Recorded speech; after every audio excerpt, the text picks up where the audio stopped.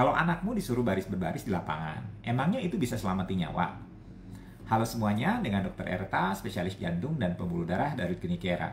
Kali ini kita akan membahas satu topik yang mungkin bikin kamu mikir dua kali tentang sistem pendidikan kita, yaitu kegiatan pramuka di sekolah. Ya, kamu tahu kan, baris berbaris di bawah terik matahari, belajar kode Morse, atau ngibarin bendera sambil pakai isyarat tangan kayak lagi jadi pengintai zaman Perang Dunia Kedua. Nah, pertanyaannya, itu semua manfaatnya apa sih buat kehidupan nyata?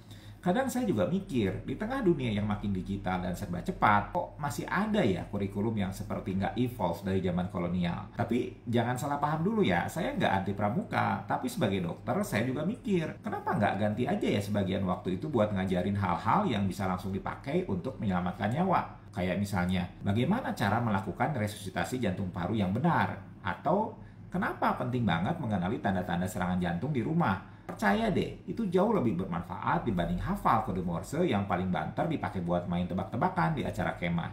Saya sering lihat warga Indonesia ini masih banyak loh yang nggak tahu apa itu serangan jantung. Ada yang mengalami nyeri dada, solusinya malah dikerok sampai akhirnya jadi sesak. Bahkan sering kejadian ada anak tenggelam, solusinya itu anak digendong dalam posisi jungkir balik lalu diajak lari keliling lapangan. Nah serius, ini bukan candaan ya.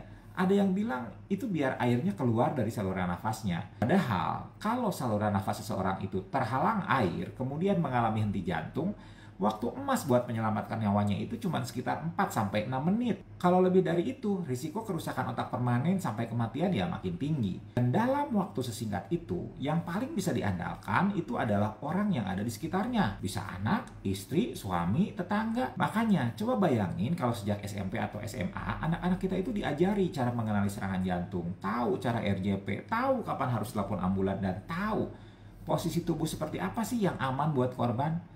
Nah, mungkin ini semua terdengar sepele, tapi ini adalah pengetahuan yang bisa jadi penentu antara hidup dan mati. Dan jujur saja, itu jauh lebih penting daripada tahu cara bikin simpul mati dengan tali rafia. Lalu, kalau kita bicara soal manfaat pramuka, tentu ada. Disiplin, kerja tim, kepemimpinan. Nah, itu semua nilai positif yang bisa terbentuk. Tapi kenapa nggak sekalian aja disisipkan pelajaran tentang keselamatan dan pertolongan pertama yang benar? Karena jujur ya, kegiatan P3K di pramuka itu seringkali cuma sebatas bungkus luka dengan kain kasak atau pakai mitela buat tangan yang keseleo.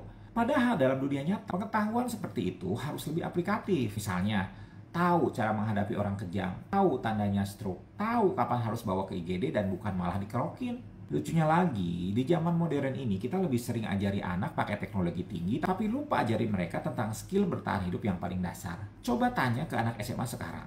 Lebih banyak yang tahu cara ngedit video di TikTok daripada tahu berapa tekanan darah normal orang dewasa. Lebih tahu nama-nama artis Korea daripada tahu kenapa ya sesak nafas itu bisa jadi tanda awal gagal jantung. Dan saya pikir ini bukan salah gurunya, mereka juga ikut sistem. Tapi kita sebagai orang tua, masyarakat, bahkan sebagai dokter itu punya peran untuk bantu ubah arah. Edukasi kesehatan mestinya masuk jadi kurikulum yang wajib, bukan cuma diselipkan di pelajaran biologi atau lewat seminar tahunan yang seringkali sekedar formalitas. Kita perlu ajarkan ke anak-anak bahwa tahu cara menyelamatkan nyawa itu sama pentingnya dengan tahu rumus Pitagoras. Bahkan lebih penting, bayangin deh, kalau misalnya satu angkatan sekolah dilatih RJP, itu bisa jadi ribuan orang baru yang siap bantu kalau ada henti jantung di tengah jalan. Bayangkan kalau setiap remaja tahu cara awal stroke. Akan ada lagi kasus orang tua yang telat dibawa ke rumah sakit lalu nggak bisa ngomong sesudahnya. Bayangin, kalau setiap anak ngerti pentingnya periksa gigi rutin, berapa banyak masalah kesehatan mulut yang bisa dicegah sebelum jadi infeksi yang serius. Jadi bukan berarti kegiatan baris berbaris dan latihan semapur itu nggak ada gunanya ya.